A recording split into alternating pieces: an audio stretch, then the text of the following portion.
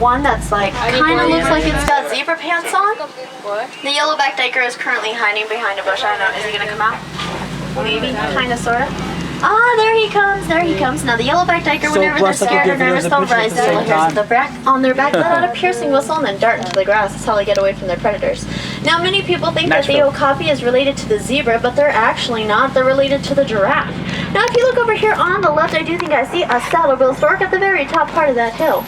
Now the saddle-bill stork, they get their name from, of course, the saddle shape on their bill. That makes a lot of sense. And their wingspan is about 8 to 9 feet, so that's about the length of the seats you guys are sitting on right now, just to give you a little bit of perspective. Now it looks like we've come upon a watering hole. Watering holes like these are usually great places to maybe see a black rhino. Unfortunately, though, they are being poached for their beautiful horn, and today there are less than 5,000 in the entire world. Oh, wait a second. If you look over here back and to the left, I do think I see one black rhino kind of hanging out next to that log that's half in the water, half out of the water. He's tired. Wait, need to take a picture. Wow, we're really lucky. They do sometimes gather around watering holes just like that one, although they themselves are isolated creatures. Oh, now if you look over here on the right, at the very top part of this hill, I do think I see a group of bongos. Now the bongos, they are also known as the ghost of the forest because they are very rarely seen. The heavy horns on their head help them to maneuver quickly and easily through thick vegetation. That's how they can stay so unhidden and get the nickname, of course, ghost of the forest. Oh, now before I forget, up above you, those are our animal spotting guides. Hopefully we'll be able to see most of those animals here today. We may not be able to see all of them, but we do tend to have good luck. Now it looks like we're going to be crossing over into the Safi River. And a lot of hippos make their home here in the Safi River, so be sure to keep your eyes on the water, okay?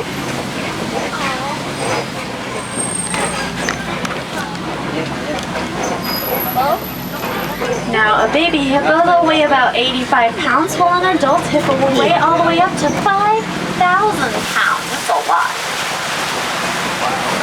Now if you look over here on the left, those birds hanging out on that island, those are pink-backed pelicans, and they'll usually turn pink during mating season. Oh, wait a minute, I do think I see a couple of hippos coming up over here on the left in the mixture of the water. I'll go ahead and pause here for just a few seconds in case if anybody wants a picture.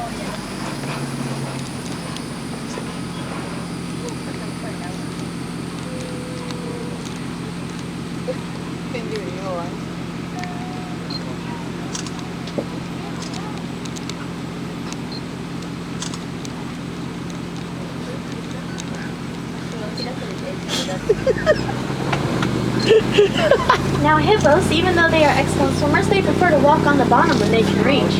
Now they are nocturnal, so they'll feed at night. And whenever they feed, they will consume about 150 pounds of grass. That's a lot of grass. Now it is very, very important that everybody remains seated as we go across this rickety bridge up ahead, especially since over here on the left there are some Nile crocodiles.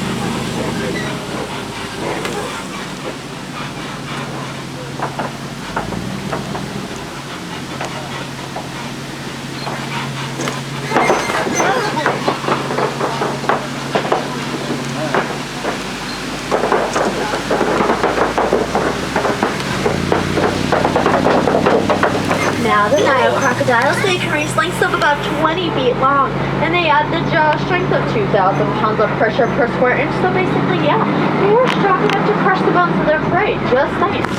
And a crocodile, whenever it is not moving, they can hold their breath for up to 2 whole hours. Watch a movie underwater with those kind of lungs. Now it looks like we'll be heading into the savannah next, where there'll be different landscapes, different animals, and different kind of just about everything. Oh hey, speaking of different, coming up over here on the right is a baobab tree. It's also known as the upside down tree because its branches look like roots, which, you know, makes sense, they kind of do a little bit. They can get to be about 75 feet tall and around 60 feet in diameter, give or take, of course, depending on how old the tree is. And it will go leafless 9 months out of the year. Oh my goodness, guys, I do think, however, I see a group of giraffes that are going to be coming up over here on the left. Can you kind of see them in the mixture of all the trees? Hold on, I'm going to see if I can't get a little bit closer for us.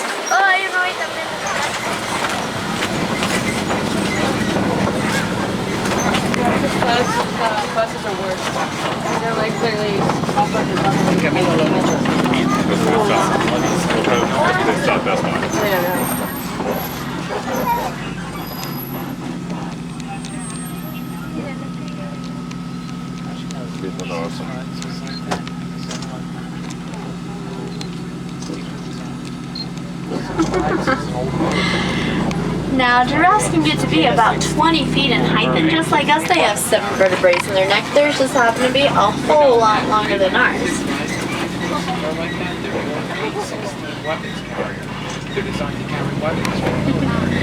Now, the Serengeti grasslands, they will stretch for thousands and thousands of miles across East Africa, acting as a superhighway for millions of migrating animals. Oh, hey, including the sable antelope. They're going to be coming up over here on the left. They're the animals with the big pointy horns. Now, the sable antelope, they are the symbol of the Harambe Wildlife Reserve. When they are first born, their coats will be very light, and as they get older, their coats will get much, much darker, so the one with the darkest coat is usually the leader. Also, the animals kind of eating in the grass right now, up on the hill on the left, those are waterbuck. Now, the waterbuck, they've been known to secrete kind of an oily, greasy substance onto their coat, which is thought to make them waterproof. I do think I see another one kind of on the left in the mixture of the palm trees right now. Looks like that one is a male, because usually only males will have horns. Now, that secreted oil that gets on their fur, not gonna lie, it does kind of smell a little bit. That's why you see those animals kind of all out on their own. Ooh, it's gonna be a really good picture opportunity to see the giraffe.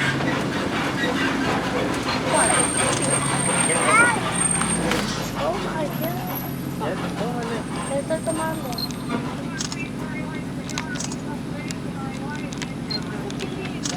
It's real. It's actually real.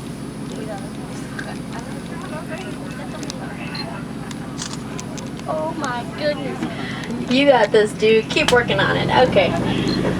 Now, giraffes will be eating about 16 to 18 hours out of the day, so it's no surprise that a lot of the giraffes that we've been seeing right now have kind of been trying to look for a snack, whether it be in the leaves or in the palm trees. Now, I don't know if you got a good look at any of the giraffe's tongue, but sometimes giraffe's tongue does have a little bit of a bluish slime to it. That is because they are constantly exposing their tongue since they are eating about 16 to 18 hours out of the day. That bluish slime has been thought to protect their tongues from the sun and from getting sunburned. Oh, the baby giraffe is so cute. Oh my God.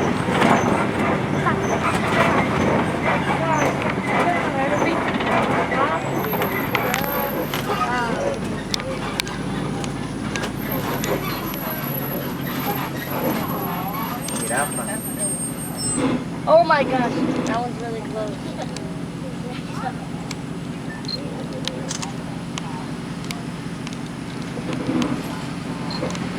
Now, there are 2 different kinds of giraffes here in the area, the reticulated and the Maasai.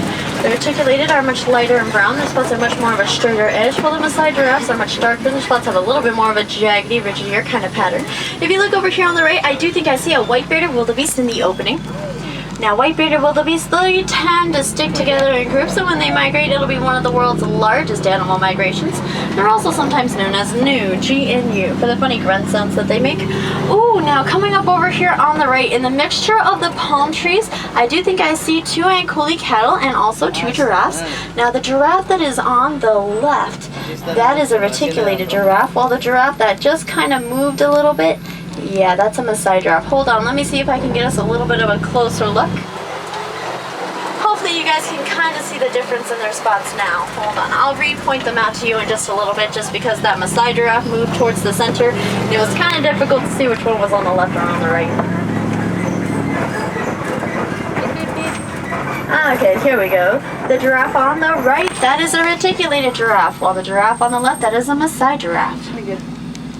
Now, to the left of the giraffes are 2 Ankuli cattle. Trust me, you will not be able to miss those horns. They are huge.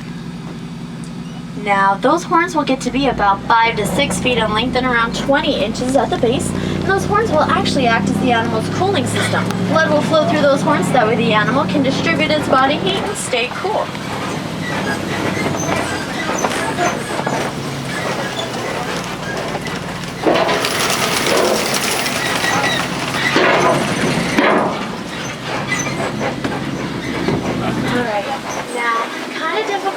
If you look over here on the left, I do think I see a couple of mandrill monkeys kind of in the mixture of the trees. Hold on, I'm going to try to get as close as I possibly can. Can you kind of see that one kind of in between the bushes? A couple of them along the rock wall. Oh, ya la vi.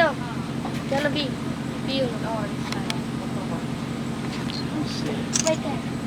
Hay otro allá atrás. Oh, I see it. There's another one in the back. Now, mandrill monkeys, they have red and blue nostrils, making them the most colorful monkey species in all of Africa. And on a daily basis, they like to court each other in order to maintain friendships and make family bonds. So cute, right? Oh, wait, what? Closed? This road is closed? Why is this road closed? This road is closed. Alright, okay.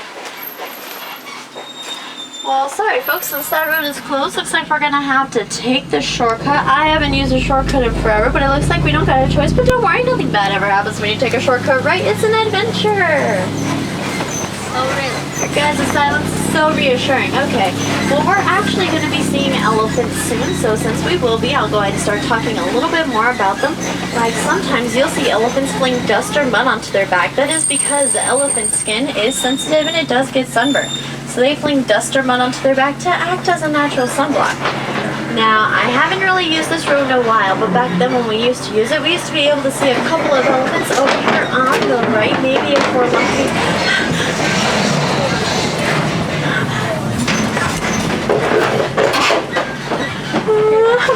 Save the driver, save the driver, save the driver, save the driver. Whew. I mean, the passengers. Save the driver and the passengers. What I meant to say. Whew. Awkward. I didn't lose anybody back there, did I? You know, I'm not really hearing a yes, so I'm gonna assume that we're good. Okay. Almost. That's okay. That was awesome. Okay, well then you could take the shortcut next time. Alright, well coming up on the right and left side of the truck, I do see some red clay, and it looks like the red clay has dust marks in it. Oh wow, that must mean that elephants are nearby. They like to scrape at that red clay because it's got extra vitamins and minerals. Hopefully we'll be able to catch up to them before they start migrating again. Hold on. Now unfortunately, elephants are currently being poached for their beautiful ivory tusks.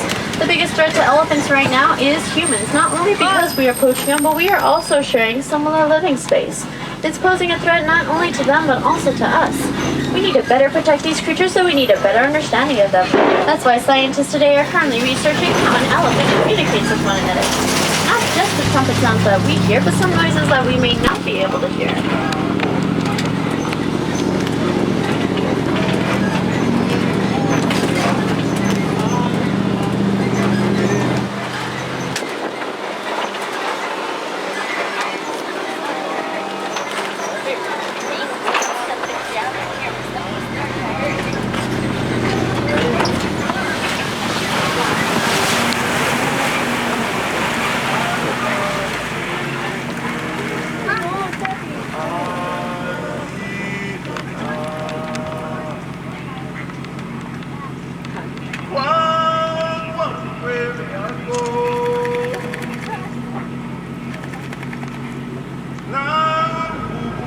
He's got the right idea.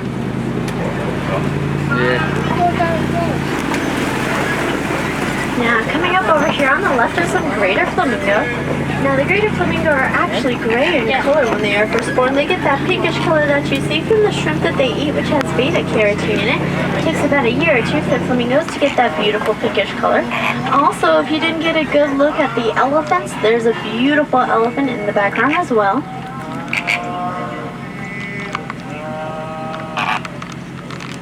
Never mind.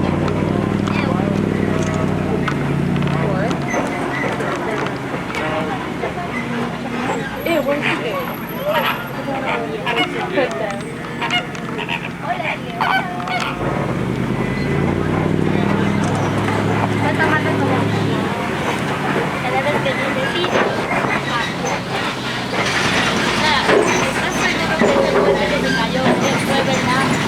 Oh my goodness, up ahead I do think I see a white rhino coming up over here on the left. Hold on. Oh my.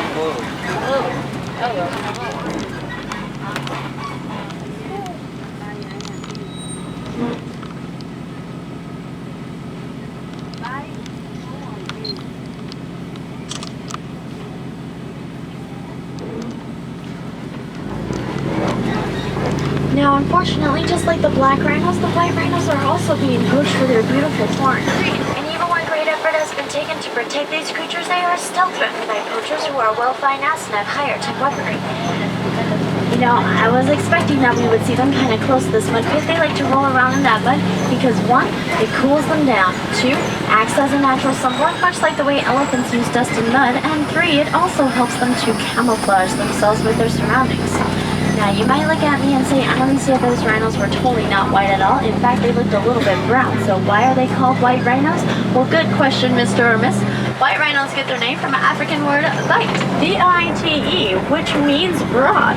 It was a reference to the rhinos' broad shoulders and their broad mouth. It definitely was not in reference to their color.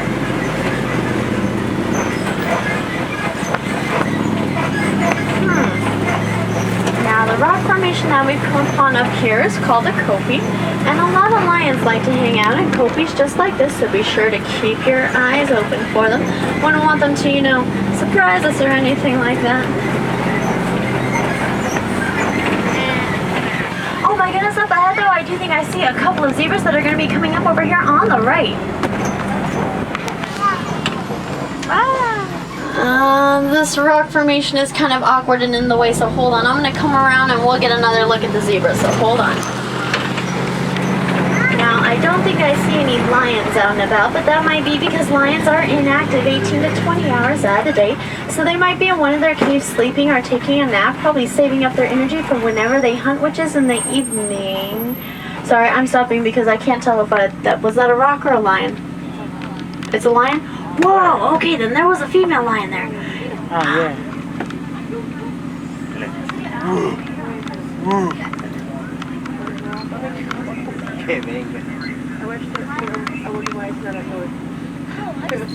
Whoa. It's actually the female lions that do the majority of the hunting, while the male lions are mainly there for protection. And they will be inactive 18 to 20 hours out of the day, so it's no surprise that we saw that lion kind of just, you know, lying around.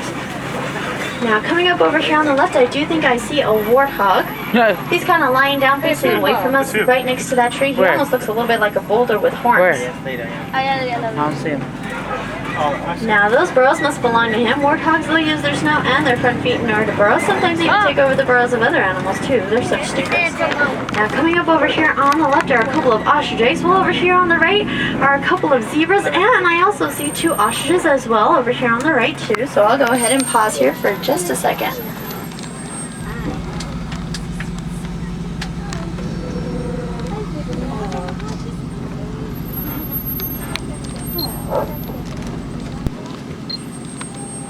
Now, ostriches, they can run about 40 miles per hour, and even though they have wings, they are a flightless bird.